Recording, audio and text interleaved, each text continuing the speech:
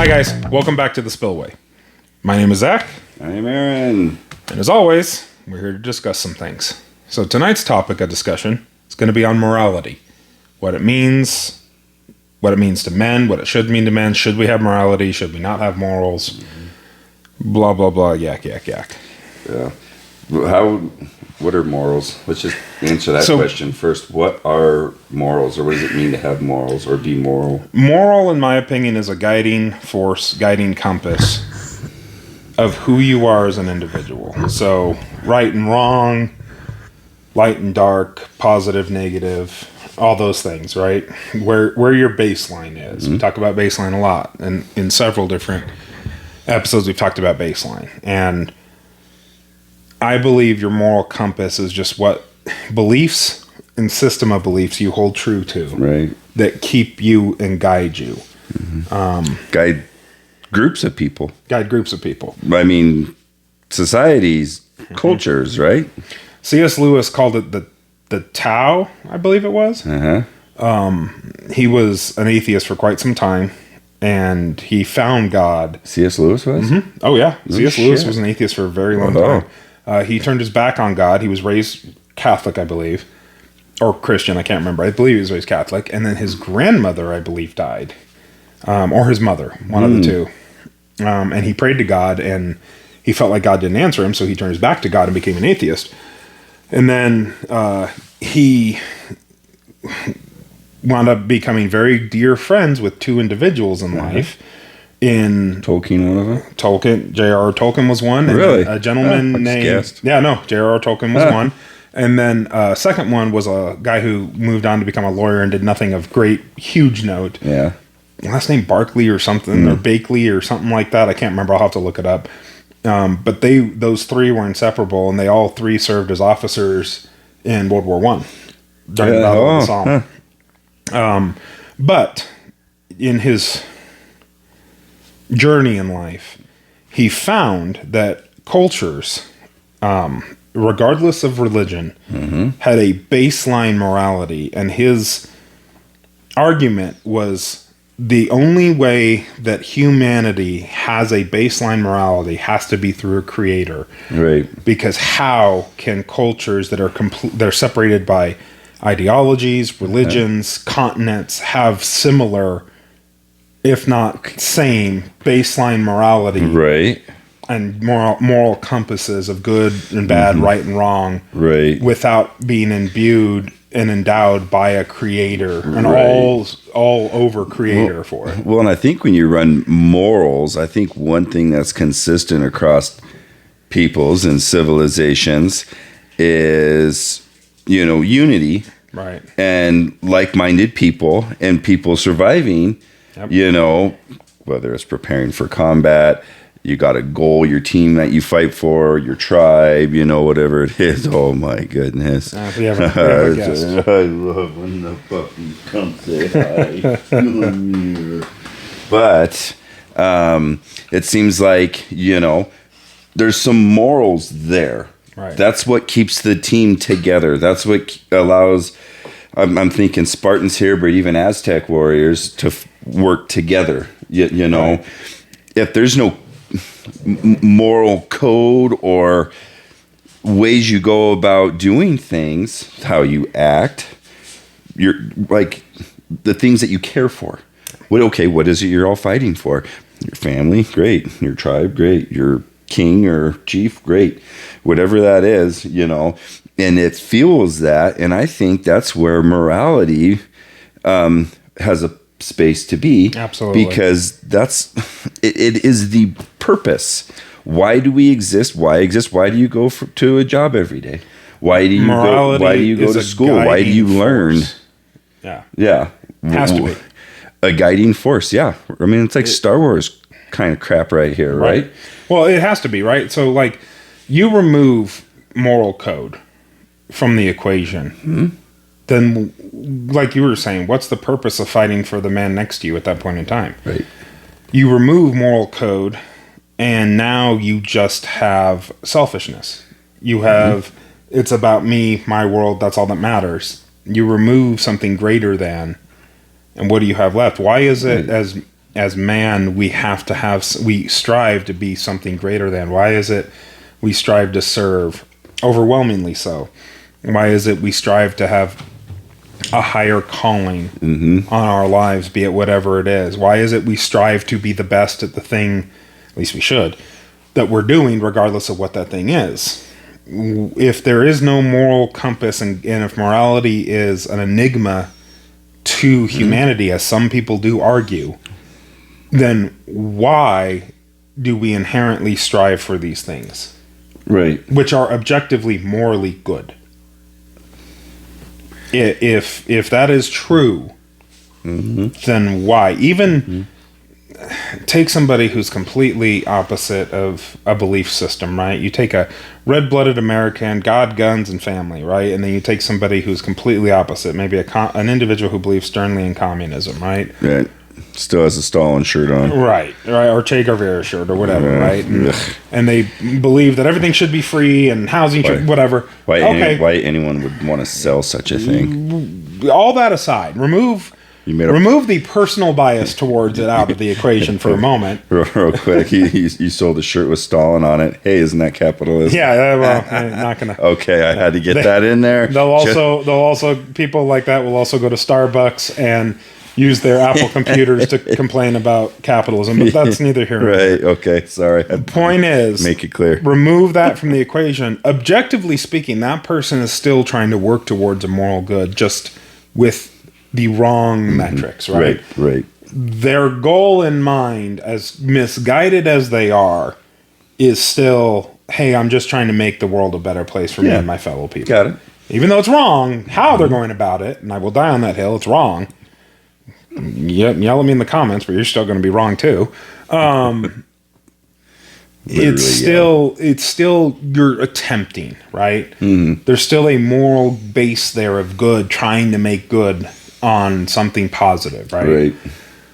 So I've always argued that as Americans, even the most leftist, blue-haired, vote blue no matter who, I'm going to support the new thing, whatever it is, individual. The minute you start treading on something they consider a right, they'll turn on you like a viper, because inherently Americans are rebellious. We just are. Yeah. It's part of our doctrine and who we are as a people. It's kind of bred into it a little bit. It 100% is. And I mean, 250, baby. Yeah, 250. 250. We're coming up on it. Yeah. Coming up on it. We got less than a month. Yeah. And we're there. But it's very interesting. A baseline morality is necessary for humanity to succeed, I believe. And it's inherent. It really is. It goes past. If it weren't, we wouldn't have, with the rise and fall of empires and this, that, the other, we wouldn't have a common constant theme throughout. Yeah. There's a common constant theme throughout humanity of good and bad. Right. But it very rarely deviates from this path.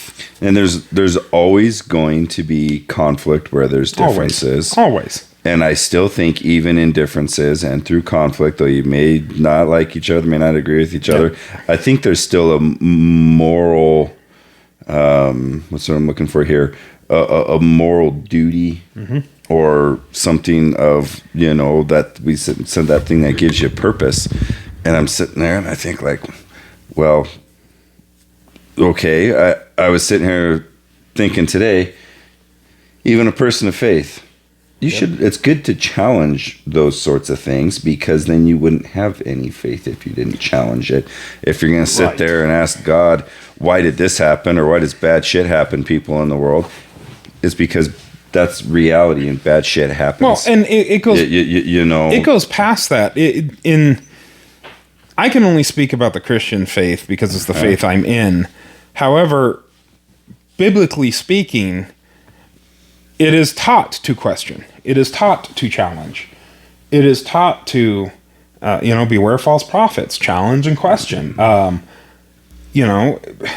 People think that questioning God is a sin, and questioning God blatantly out of out of attempt to know better than, or in doubt, spite, yeah, or that is sinful in the regards of Christianity. That's different than just being curious. But that is different than asking questions or questioning God as to a question of something you do not understand. Mm-hmm. That is a curiosity, and we are supposed to have faith like a child. Part of being a child is being curious and questioning. Right. Well, and I think that only strengthens your faith when you do that. And if your faith and that... Well, because other people are going to challenge your faith. Coming back. Oh, yes, absolutely. And if you've never asked those questions, how can you defend against them? I have dog hair all over me. Yeah, that's a good way to put that. Shit, dude. That's just it. If you've never been challenged, how can you even answer those questions? And I even think...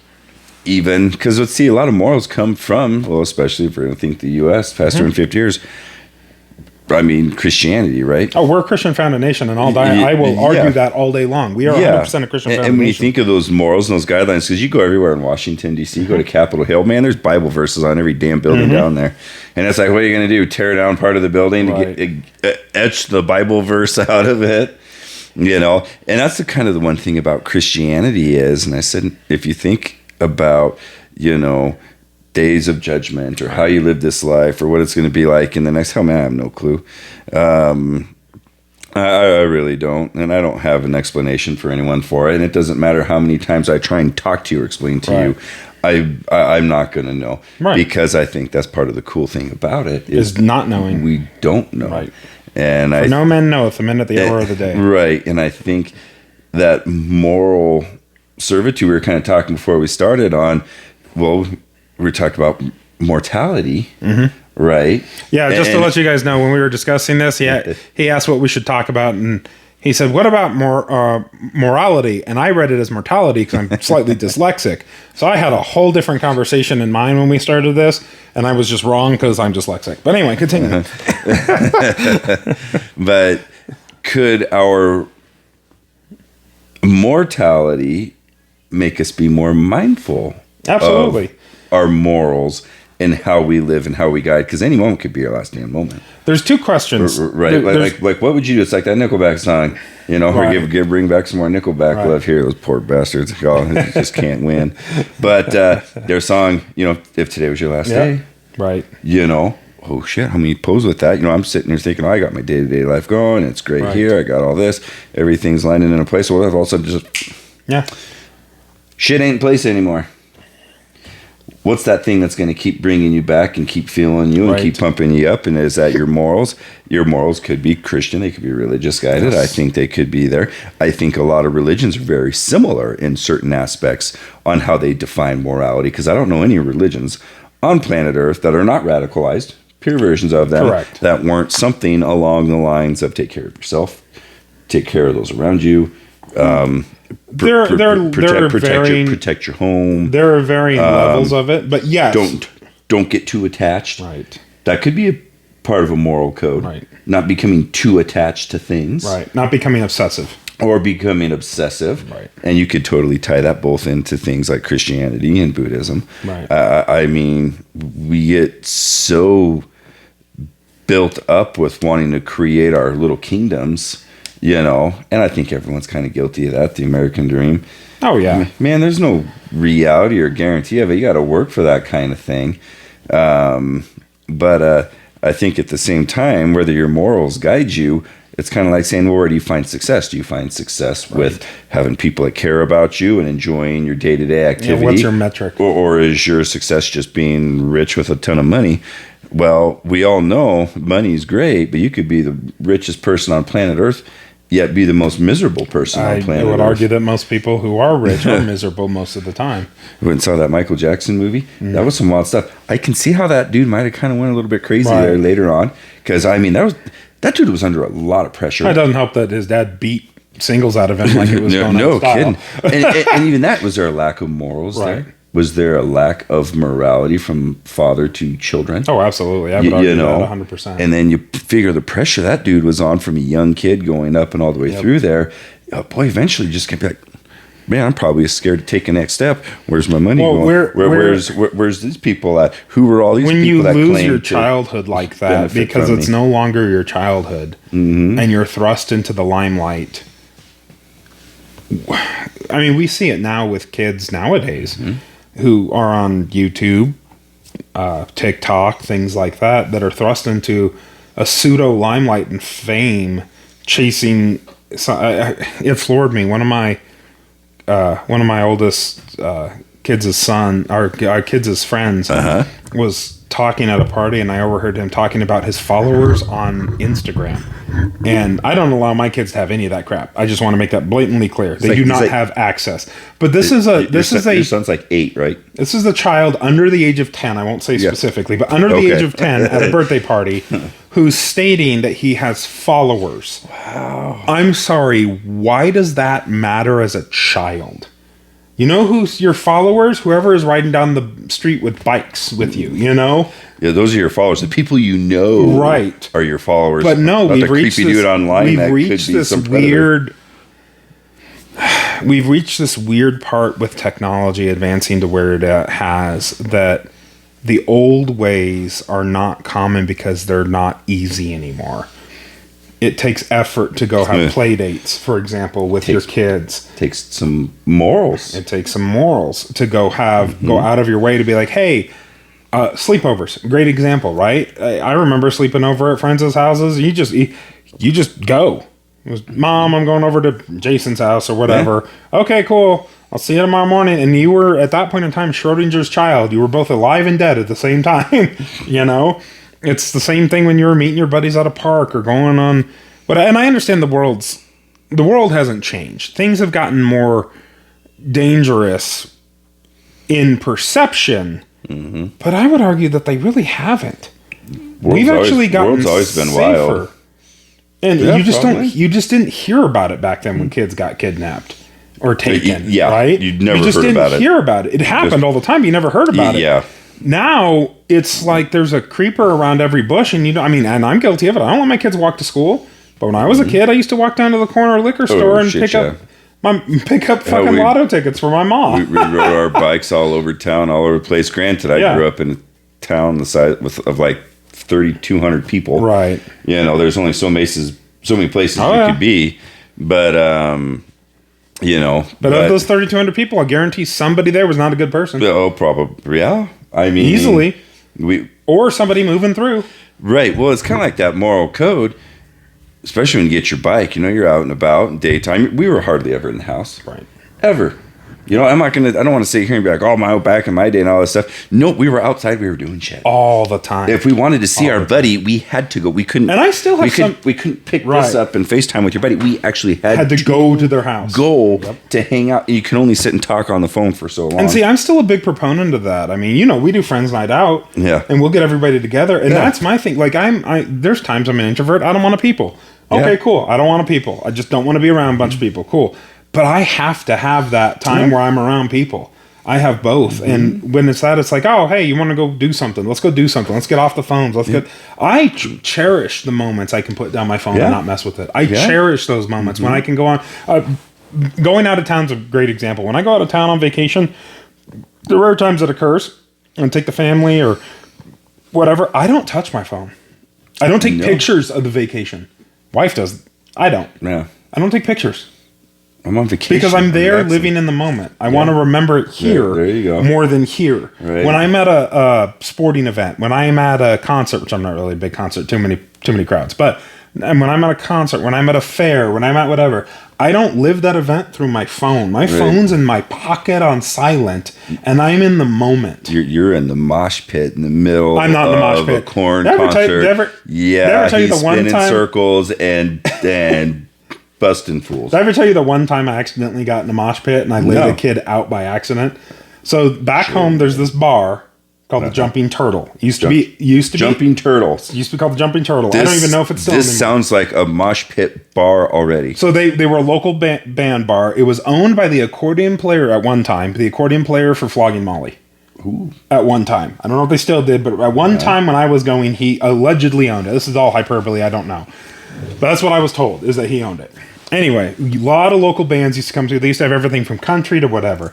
And the way it was set up is that there was a main bar on the opposite side from the stage on the left. Huh? The main seating area was on the right. So And it was 18 and up on the right, 21 and up on the left, and then right in the middle of the stage was the dance floor / open standing seat, standing area only, stuff like that. But you had to cross the standing area to get to the bar. Well, I was with a girl there. I was young, and I took her out, and I was 21 at least, but young. And I was there for some, I don't know, screamo metal band, not my scene. But I really like this girl. Not my scene. Not my scene. George Strait is more my scene. But whatever. Screamo Strait. Yeah, huh? So anyway, I'm crossing in my cowboy hat and cowboy boots because I was dressed to impress. And this scrawny, skinny jean wearing kid with eyeliner pushed me.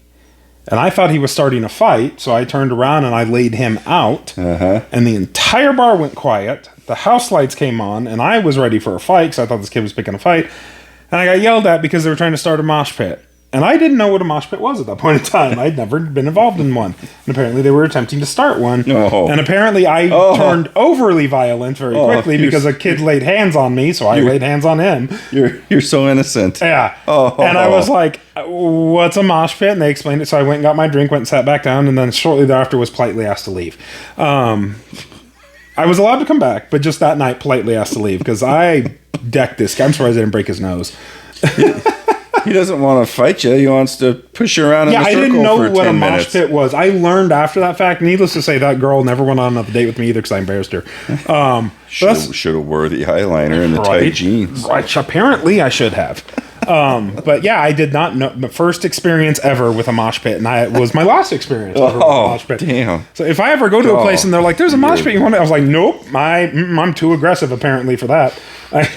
You would be like the ultimate mosh pitting buddy. No, at a show. Absolutely not. Yes, I get apparently not. I will get way too violent way too quick. Anyway, we've gotten off topic.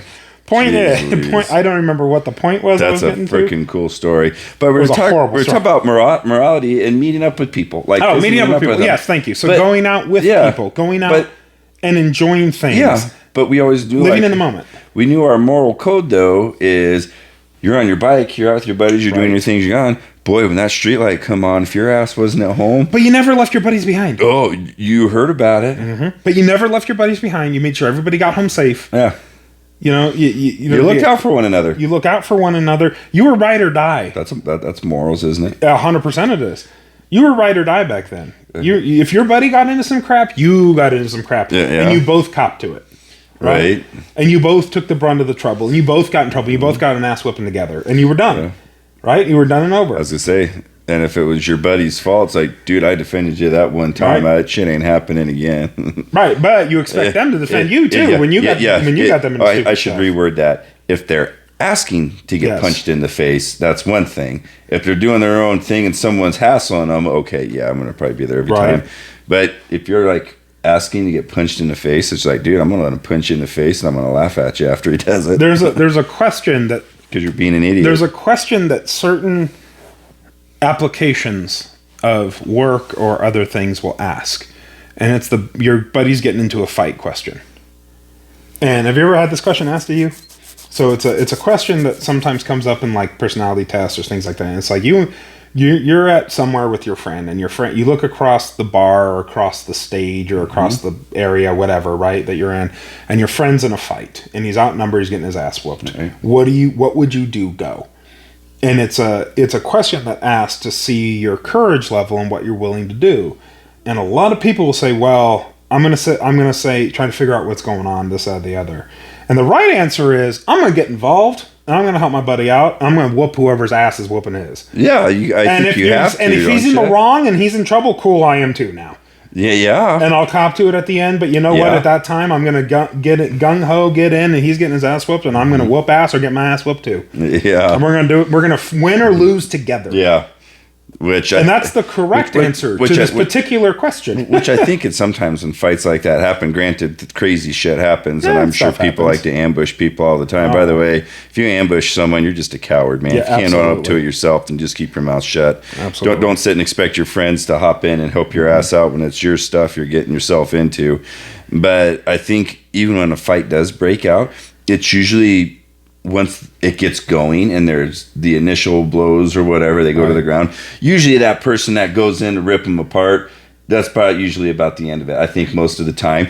Not saying that happens every time. Not saying that happens every time. There's a temperature gauge of a fight most of the time. Most of the time, I think it's going to be like, okay, he took a couple lickings. That's enough. Get the hell off of him. You know, what the hell's the problem? But there's limits and levels to everything. But it's going back to the morality thing. We confuse as a society things like violence and morality are very much intertwined. I believe. And I believe that there is a time for violence. And we live in a society nowadays, past America. Oh, you can't lay hands on each other. It's inappropriate. You can't do this. You can't do that. Blah, blah, yak, yak. I believe one of the reasons we're seeing such mass increase in wanton violence that leads to mortality issues is because we don't get in fights and disagreements anymore. We don't allow aggression out anymore, so it builds and builds and builds and builds till it has nowhere else, and it reaches a boiling point. Even the person that gets in the fight gets in trouble, or doesn't even cause the thing, gets trouble too. It's like, we're just but there's also a lack of consequence. Terrible, yeah. A lot of people who do decide to do mass violence issues, and I will say it like that because we have to, in order not to, get the video taken down. I get that. People who decide to do horrible things, I can almost guarantee, and I don't say this certainty with every single one of them, but they never got punched in the mouth for what they said as a kid, so they never understood physical consequence. I would almost guarantee that a vast majority of them never had a consequence for their action, physical consequence for their action that cost something past, go to detention. Because they feel like they can get away with whatever the hell they want. You saw the movie Dazed and Confused. Yeah. And they take the little 8th graders there on the last day of school, and it's the new incoming seniors, and they go chase all the kids around town. And I mean, you gotta laugh at it, man. It's funny. It's okay to laugh. And the show takes place in 74, 75, somewhere like in there. And it's the last. McConaughey was very young. Yeah, all right. You're probably like, what did I just say? And I got rich off of it. But anyway, you take that movie. 8th graders are like, oh crap! So they're running for their lives. They're new seniors out there, paddles and finding around and paddling on the rear end. And I'm sitting there and I sit and think sometimes, well, maybe those little 8th graders deserve that stuff. Does it keep them in line? Does it make them respect their elders? Does it create a very, not a pretty, a nice rainbows and butterflies scenery of morality, but of morality of like, hey, I might be in 8th grade. I think I'm a hot shot. Maybe I need to get put in my place a little bit and brought back a little bit, because maybe if I lose that mentality and I mature a little bit quicker, that'll prevent me from going down a path, getting my ass kicked, or going down a path that I don't want to be around, And I'm not saying they should reinstitute paddles on the last day of school anymore, though that movie is extremely funny. And I guarantee you those kids were appreciative that probably experienced to live that way. How much of that's far-fetched? I don't know. I've always been curious how much of that was far-fetched and how much of it actually happened. There's a fine line. A lot of stuff that gets categorized there's a lot of stuff that gets categorized as like hazing, for example, or bullying. I think we've talked about this before, I think the word bullying gets thrown around way too much. Now, I believe that at a time, bullying was not looked at as it should have been. Right. I believe there was a time that bullying was kind of swept under the rug. But I believe we're on the different end of the pendulum now, where you just tell a kid, as another kid, that you don't like them, and all of a sudden now it's being bullied, and it's like, whoa, it's not being bullied. Stop. Yeah. What are you talking about? I went through a situation with one of my children where there was a little girl who was called fat in class. Yeah. And when I was asked, or when I was told about it, I should say, my first question, probably not appropriate in today's society, was the little girl fat? Turns out she was. Okay. And I asked my child that said this, were they being rude to her? And they said no. it was a descriptor. He wasn't calling her fat in the terms of like, you're fat, blah, blah, blah. It was, well, it was in response to how she was behaving, and she was calling him names. Okay. And, or Throwing something along those lines. And he said, well, you're fat. And that's as far as it went. But then it became, well, he's bullying her. So I had to have a meeting with people, and it was determined that he wasn't. Yeah. But the fact that I had to go have this meeting with staff members about a child calling another child fat, like it was some derogatory death sentence of a term. We can't say that, little Jimmy, because feelings hurt. How about this? Tell the little fat girl to sack up. Just like my skinny ass child, when he gets called skinny, is the same thing. Yeah. And let's move on from it, because words shouldn't hurt. I've been heavy most of my life, and I've never taken offense to the word fat. No, you know, I mean, people, especially, you know, and you're still like in 5th and 6th grade and stuff, and I was a short, chubby kid, man. Probably got called fat all the time, but I'm just like, I'll embrace that. Hey, I like eating food. Yeah. Kiss my ass. I got out ahead of it my whole life, and I'd usually crack the joke first. It took the piss right out of people. They'd be like, well, I can't joke with him about that because he clearly doesn't care. I'd be like, I don't. Bring it. You know, and granted, now it's kind of like in It, the movie It, and the story. He's kind of like the short, fat, pathetic little dweeby dude. Then he gets older. That's the one who gets his name card, the dude's name on carved his stomach. into him. Then he's sitting there, and you look at him a little bit older, and it's like, whoa, man, that dude's a dude now, and everyone loves him, and he's the best guy. But he still has insecurities about it. Yeah, absolutely, he does, and I think, and you can carry that on. I still remember it to this day, and I'm freaking 39 years old.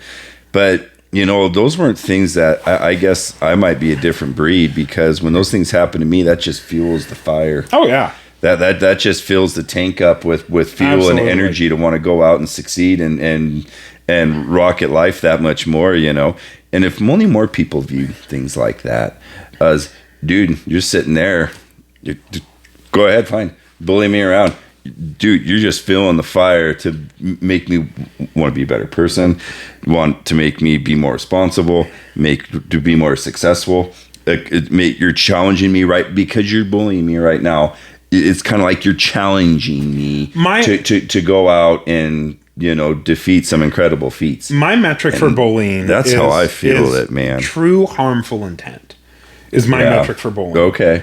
My metric for bullying is like, you are trying to get a individual child, and we're going to go with children because it's the easiest, because I think that's the sphere it truly lives in. You are trying to get someone to hurt themselves, or you're trying to get them to where they feel so ill-valued that they don't want to be on this earth anymore. They haven't matured That yet. is my interpretation of true bullying, is you are meaning ill intent past. They need some damn morals is what they need.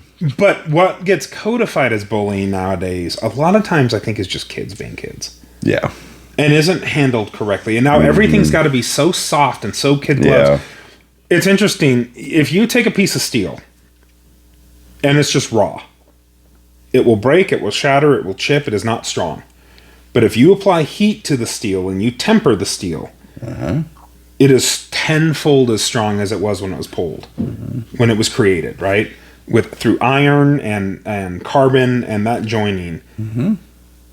People are the same way. If you are not forged through some sort of adversity or fire, you have never been tested as an individual, and you've never been tempered. Right. And because you're not tempered, you will shatter at the slightest thing. And we see it time and again in the society. Of a good example is cyberbullying. And I'm going to get a lot of pushback on this, and a lot of people are going to disagree with me, but I don't care. Cyberbullying is complete horseshit. You want to know why? Oh, it is. It's because you can set the phone down and you can turn the computer off. Yeah. And it doesn't matter. But the people who get affected by cyberbullying, I'm not victim blaming here, they were never taught that they can just walk away. Just let it go. It doesn't matter. It's not real people. It's not important. They're not gonna. They can't get to you. Well, they're trying. Now, they're trying to get to you. They're trying to get a reaction out of you. Don't give them the reaction. Right. And there's things to be said about, you know, like doxing somebody and finding and sending people to their home. Okay, there are levels that can affect through cyberbullying, right? But just and it's nasty too, because kids will take anything literally to heart. But that's the thing, and they'll take it home and they let it build up inside. Children are very young in mind, right? In maturity level. I feel like they've never been taught just turn the computer off. And I feel like there's an underlying thing there of their family not letting them know that they're loved or cared about through their family and their friends and things like that. And none of that crap matters. This is all bullshit and fake, and it doesn't matter. None of this matters. None of this matters. This is a camera and 2 microphones. Yeah. You know, we do the, and we've said it multiple times, we don't do this for you guys. I mean, we kind of do. We do it for you guys for like theory and thought provoking, but we do this for us. Yeah. This is our borderline our therapy, which is probably we probably need therapy. Yeah. But if we can share a little with our comrades and friends, and if we can even if any of these episodes that we do or these conversations that we have help one person, that's a success in my book. Yeah, me too. Man. That is the whole point. Is if it uplifts someone and gives someone hope. My job's done. Yeah, or even just gives here's some of our scenarios. Absolutely. We talk to. It's like, oh, man, I'm glad I kind of listened to that before I made that decision. Right. You know, it's kind of nice having somewhere to kind of have your back and pick you up a little bit. Yep. And I think that's where, if you're grounded in morals and you pass that wisdom along, even if it's just complete nonsense, if what that little bit you said makes sense to someone else, dude, that could save a life. Absolutely. That could save a job. That could save a paycheck. That could save a heartbroken child, you know, or heartbroken anybody. I view morals as a compass, and we've said. I know we've said this something similar before on our. And morals talks. Are not politics. But no, I view morals are not politics. I view morals as a compass: north, south, east, west. Right? Never eat shredded wheat. Yeah. Your true north, if you can figure it out, will always point you in the right direction. And inversely, the antithesis of that, and I think I'm using that word right, antithesis means opposite of, right, is south. Opposite of north is south. You need to figure out what your south is going to be as well. Because if you know where your true north is, you need to know what the one thing you'll never do is, right? Be it cheating, lying, stealing, killing, whatever it is, I'm right? Following you. In order to have a true north, you have to understand where that farthest south is too, and understand that you cannot go that route. And having respect for that route too, because it can be a reality. Correct. And anything could change at an instant. And I think the more you find that north, perhaps that's your morals bringing you up. And east or west is just deviations, but as long as you're still heading to your true north of your morals, the rest of it is just, it'll come out in the wash. Oh, yeah. As long as you're not heading south. And it's a metaphor, but it's a really good metaphor, I think, because it's very simple for somebody like me with a simple mind. I was going to say, metaphors can be very powerful. Oh, wow. And I think visual literacy, and when you see it, and then reinforce it with hearing and touch and practice and repetition. One of the greatest teachers in history, Jesus, spoke in parables, which is a form of metaphor. To help people understand things better. Because they're timeless. Yeah, 100%. And I think that's where we miss the shot a lot of time with morals is, you know, I think we have some people that live life through a set of morals. And I think if you're lucky enough and fortunate enough out there to have people and family and friends that care about you to teach those morals, that's awesome. Yes. That is really cool. And you should thank those people. You really should. Always thank those people that help build you up, make you a better person, want to see you succeed. That's where you need to put yourself around. But if you're a parent or an older sibling or friend that just pushes those things aside and ignores them, it's like, oh, whatever, do whatever the hell you want. I don't care. And it's like, no, they're looking for someone to help kind of point them in the right direction. They're looking for someone, if they, like we talked about, having those experiences and being told no, or no, this ain't going to work that way, or you're getting a little arrogant, got punched in the nose, man. Yep. Kind of deserved it. But I think when we, as you said, keeping that north, when we start to flee away from that, or we don't spend the time spreading morals as a parent or a brother or a cousin or aunt or uncle or whatever, you know, then it's like, well, then anything is going to be my reaction because they're not going to know a difference. Right. Any situation that could come up in life, they're going to be going into it afraid and not knowing how to control the situation. Even the most mild. Where if there was a set of morals or something to guide you, to help you, give you courage as you experience those things, you know, I think then we owe it to ourselves to have a sense of morals. I think that's where your sense of enjoying your rights and liberties comes from, a moral code. Absolutely. You know, we even talked about the drafting of the U.S. Constitution. Those drafted it, and there's lots of moving pieces in there. But when you think about it, especially when you look at it from a Christian point of view or Christian morals, or even at the time, you know, those guiding principles, right? And they've been guiding principles for a long time. Oh yeah, our Constitution was formed from many different, and just touching on historical for a brief moment, many different facets of the world were pulled from to make our Constitution. Several of those being the Magna Carta, which everybody's familiar with. One of the 1215. One of the little known ones, though, was the constitutions of Athens and Sparta. Were pulled from for our Constitution. Oh, a lot of the citizenry stuff was pulled directly from the Constitution. Those of Sparta. were all back from the time of Jesus of Nazareth. Oh, before. And before that, yeah.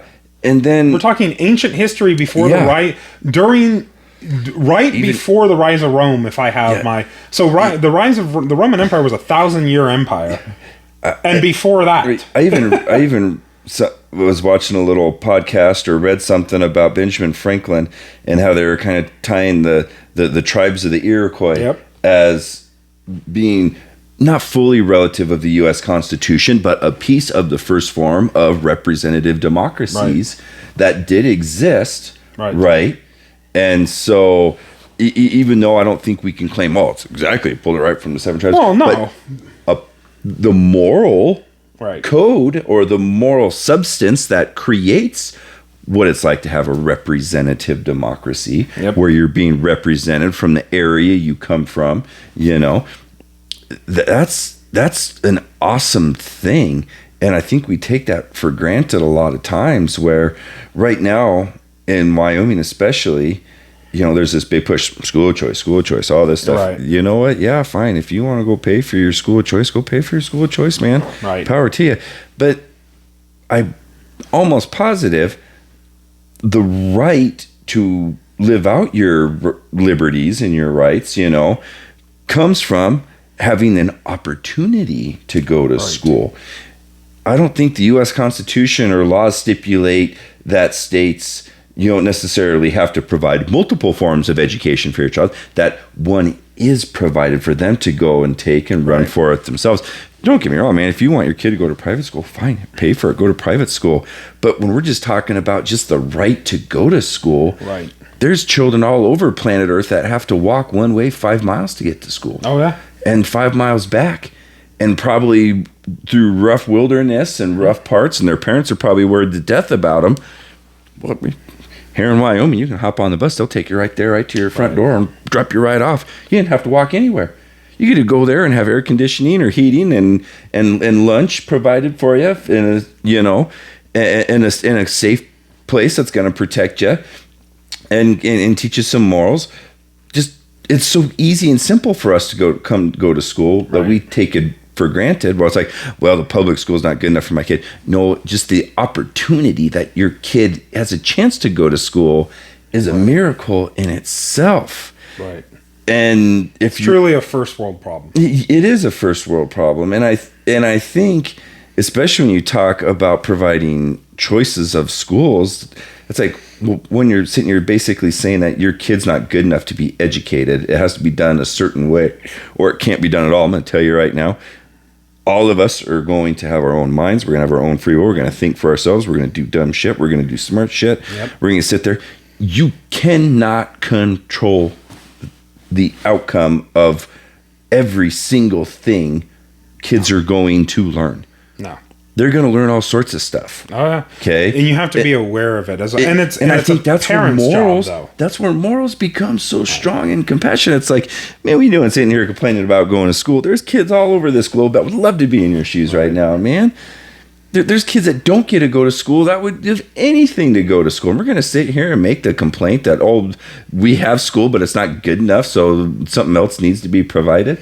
Come on, man. Talk about entitlement. I think part of the issue is that school, especially government-run school, is not as pure as it once was.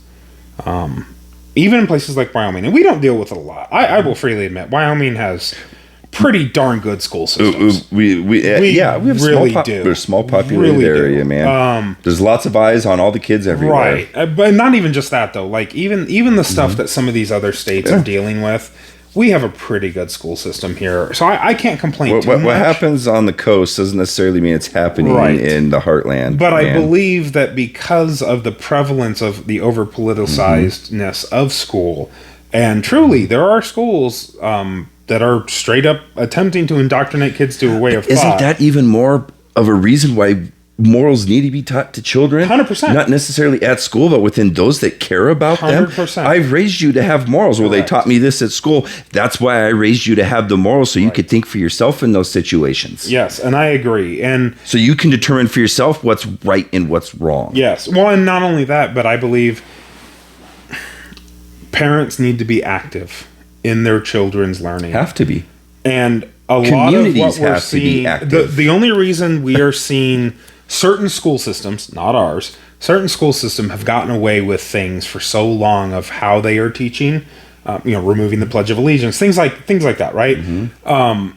Removing prayer, not allowing kids to express religious freedom, regardless of what that religion is. Yeah, things like that, right? It shouldn't matter. It's interesting. The reason those things have been allowed is because parents have been using school as a way to raise children, not as a learning institution. I agree. And as a parent who is a helicopter parent, my wife and I both, anything that happens in my children's school is brought up immediately. I do not allow anything to get away. And that's in a school system that's pretty good. I can only imagine the nightmare I would have in some of these other school systems that have these problems. Like the school system that was recently on the news about taking a field trip that they didn't inform parents about to a mosque and having the kids kneel, except for one little boy who refused to, and that little in a mosque with their head cut. Oh yeah, and that boy refused to and was talked to and was got in trouble. I can guarantee I would have been in that school system that day, if not the next day, and absolutely would have lost my mind. And that's where you would think with our morals, but where do our ethics come into play? Right. Even if you're teaching young minds of certain things, the role is to throw the information to them for them to figure it out for themselves. Not to there is an objective right and wrong, right? Example, who was the first president of the United States? You're not going to let them say Abraham Lincoln and be like, "You're correct, little Jimmy," because that's how you perceive it. No, you're objectively wrong, Jimmy. It's Washington. That's objectively speaking. We got to know the truth behind it, right? Well, and I think, but you don't have to say what you don't have to say. Same scenario. Who was your favorite president, or who was the best president? Yeah. Or between these presidents, who was the best one? Right. Washington, Bill Clinton, or we pick five, right? Like pick random five, right? Gerald Ford, this, that, the other. And if little Jimmy says Washington, and he gives you a reason why he believes it was the best president, don't correct him.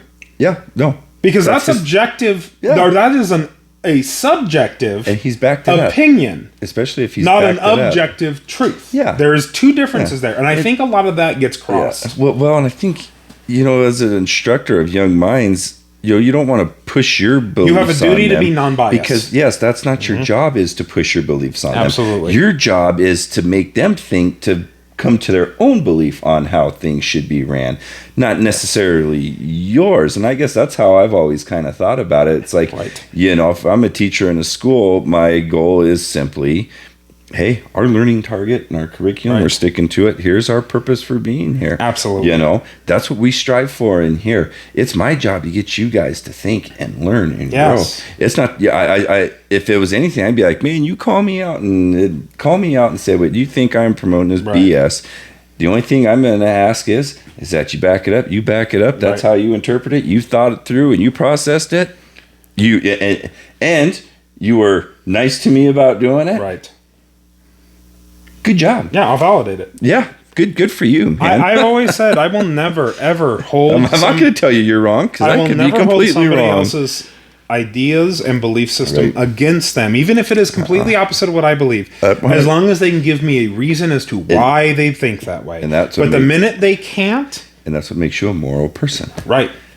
You know. No, I'm not saying you have to believe everything I believe. No, in fact, I don't want you to. I could learn just as much. Last thing we need is to be in a vacuum. Yeah, and you know, I'm all about free will. Absolutely. And I think rights and liberties is the essence of why we live. Yep. And those things shouldn't be shunned. And I'm not going to sit here and blatantly call someone, oh, no, that's not how I've done it, so you're wrong.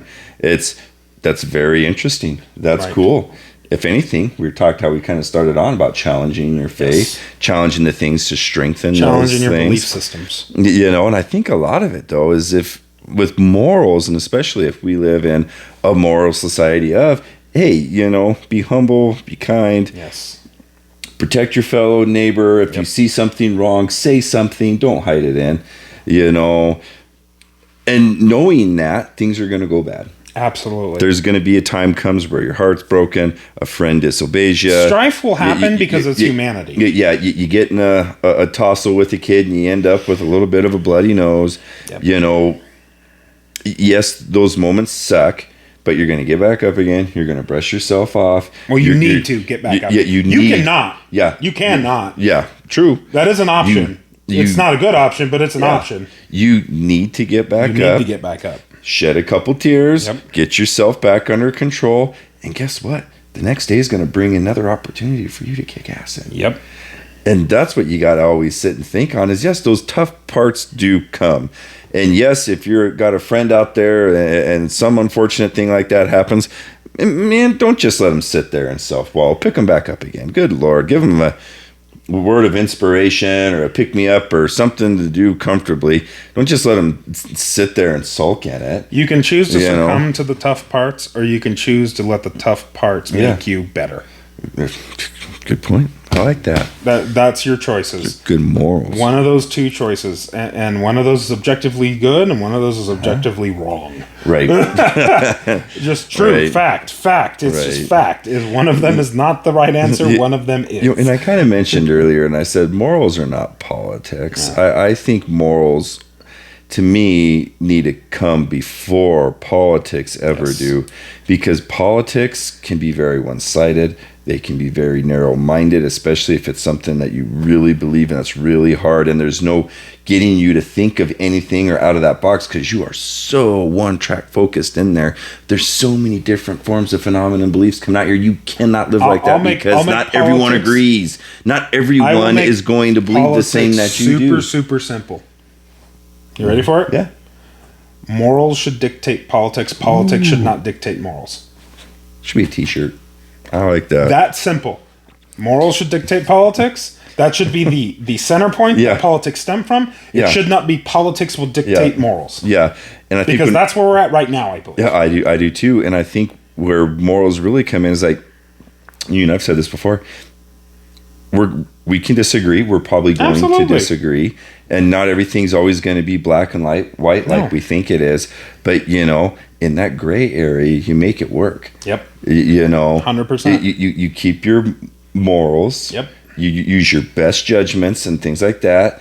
You stay humble and you give it your best shot. Absolutely. Hey, man, I don't agree with that. I'm not going to sit here and blast you for it. No. Just because I don't agree with it doesn't mean I'm right and you're wrong. Right. And I think sometimes those can be hard pills for people to swallow because it's an arrogance thing.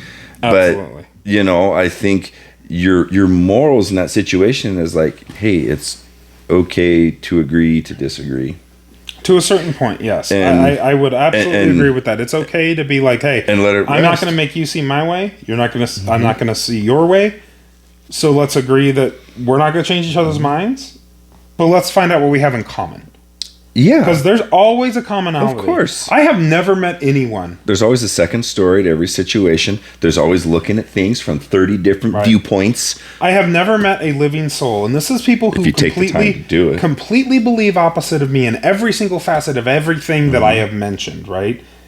But I've never met anybody that I cannot find at least some sort of common ground. Even if it's a simple matter of, I like cheeseburgers. Do you? Yeah. Well, cheeseburger. But you know what I mean? Like, somewhere there is a commonality that you have with with another individual that you can find. I think a good beer brings unlike-minded people together. Or food. Or food, because it could be, you could totally disagree on whatever the hell it is going on in society, but you both might enjoy a dark lager. Right. Or an amber, or an IPA. Right. Nobody likes IPAs. You know, and then if you can meet someone who enjoys an IPA with you. That is a moral inconsistency we have. IPAs are gross, and I will die on that hill. If you like IPAs, you're just objectively wrong. Yeah, you're both gross together.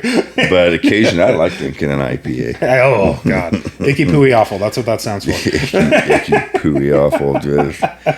Like. It's okay. You can be wrong. This is me accepting your wrongness. I'm accepting your wrongness. Right, and I'm telling you. Pineapple and hops is a delicious combination. You can objectively be incorrect. Yes, that is 100% true. I accept you for your difference, even though it's wrong. Well, I'll tell you what. I'll enjoy me an ice cold, crisp India Pale Ale beer, and I'll get you a Reds. And I'm happy with that distinction. Or I'll stick with a lager or even a porter. Yeah. I'll be happy with those. Stick to your what do they say in Beer Fest? You're drinking your Zimas and your Zimas and your wine coolers. Zimas and wine coolers. Yeah.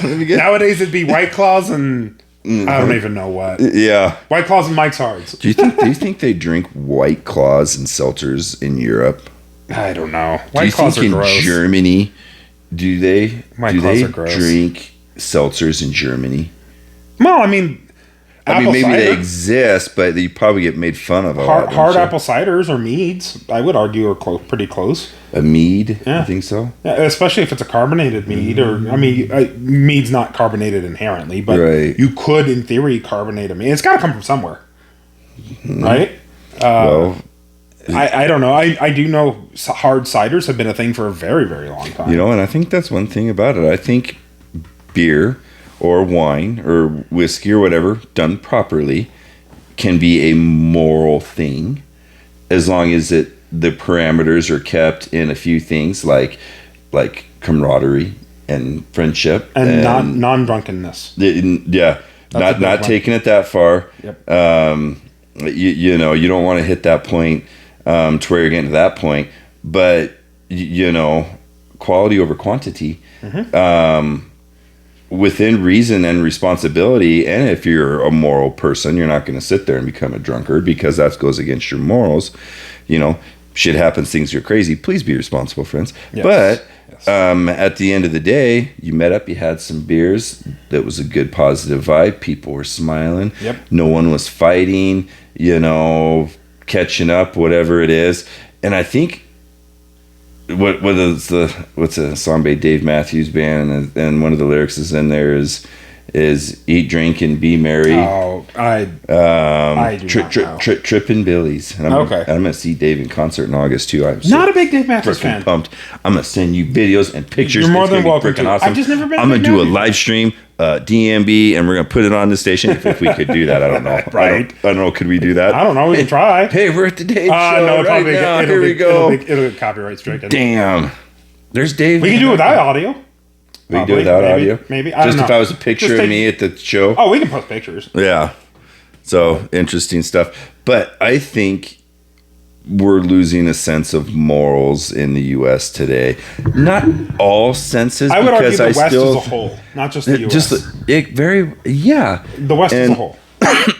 And I think until we can find a set of morals again, you know, as we kind of talked about earlier, the most unfortunate, dumbest things that should never happen because we're losing that sense of morality. Mm-hmm. And I think sometimes that we get so caught up in our own minds where we don't look at things from another perspective, or we don't take the time to understand the second story, you know, because when you exist in life, let's say, you know, my next 4 decisions is going to go down a different path here in life. So if I sit and take time to think, well, what if I do this one? It's going to bring me here. If I do this one, it's bring me here.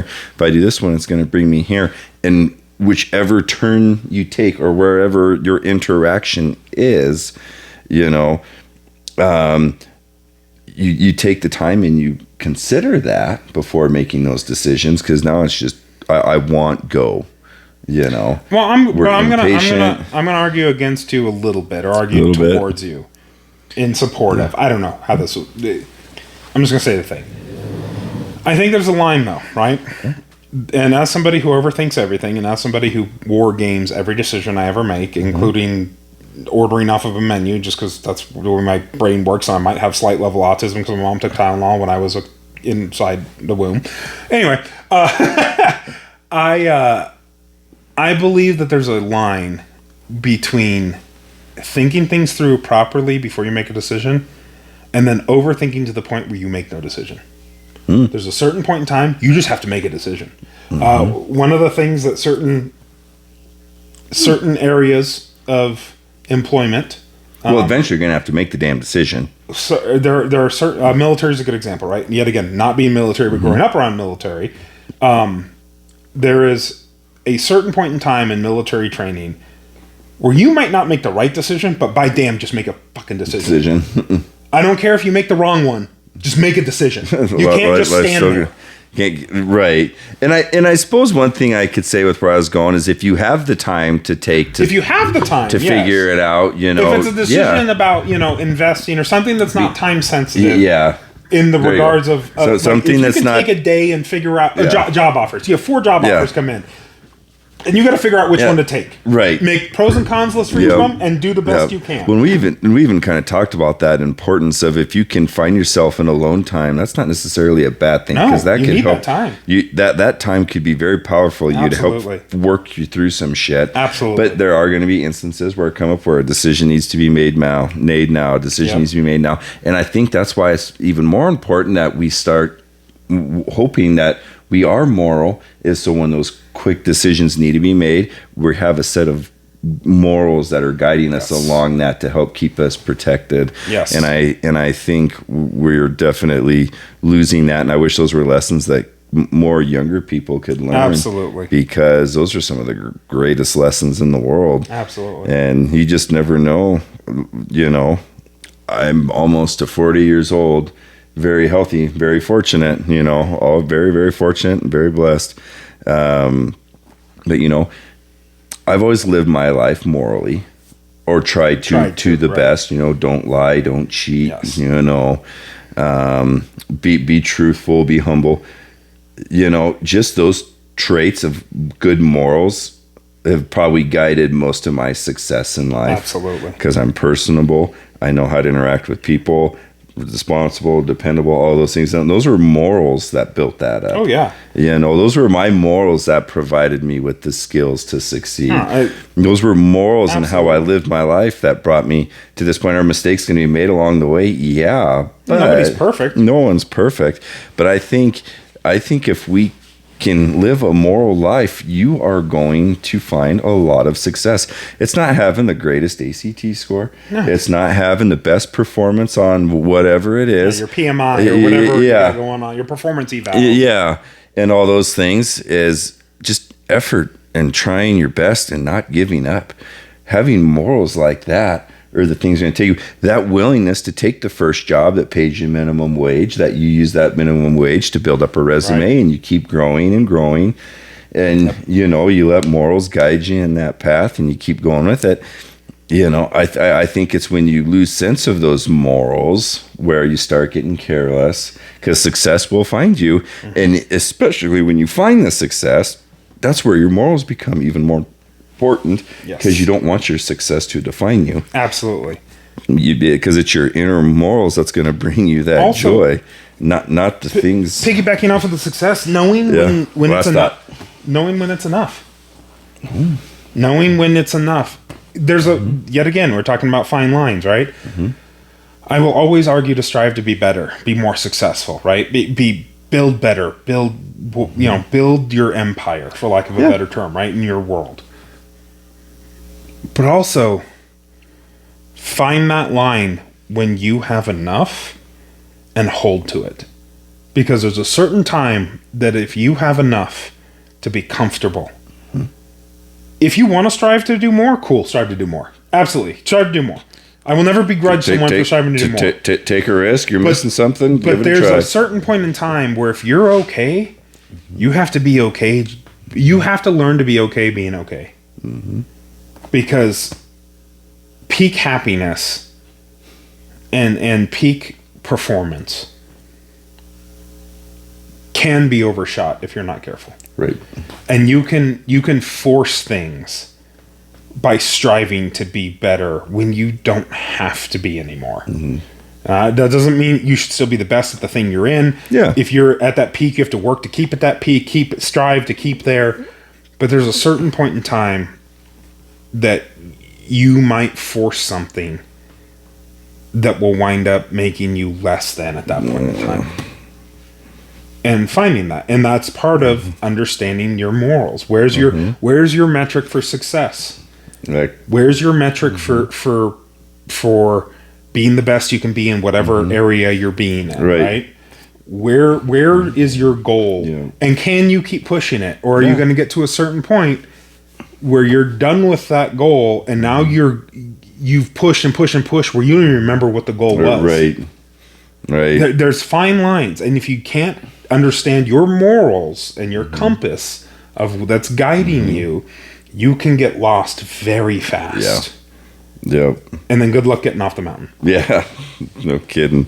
But with all that, thank you for joining us on our talk today about morals. If you guys have any comments, questions, concerns, leave them in the comments. Engage. We really appreciate everybody who's watching this. Absolutely. We've got some really cool stuff coming down the pipe. We are going to be starting our second channel soon, I promise. Here in about a month, I'm hoping, or less. That's going to be strictly media, movies, stuff like that. So you guys who enjoy this but want something a little bit easier, more consumable, that's going to be a lot of the jokes and a lot of the more just non-philosophical stuff. Last thing, dad advice, let your kids fail. Don't hide strife from them. Don't save them from strife by not allowing it to happen, but be there to pick them up when they fall. But let them learn from struggle. If you do not let your children struggle, have things happen to them, lose a job, lose a friend, get in a fight at school that doesn't get them suspended, fail a test, let them. But be there to support them to learn through it and teach them to move through it, because it will temper them like steel and make them unbreakable. Be patient. Patient, loving, and kind. Be patient. And as always, at the end of the day, the whole goal in life, the whole goal is at the end of it all to be told, well done, my good and faithful servant. Simple as that.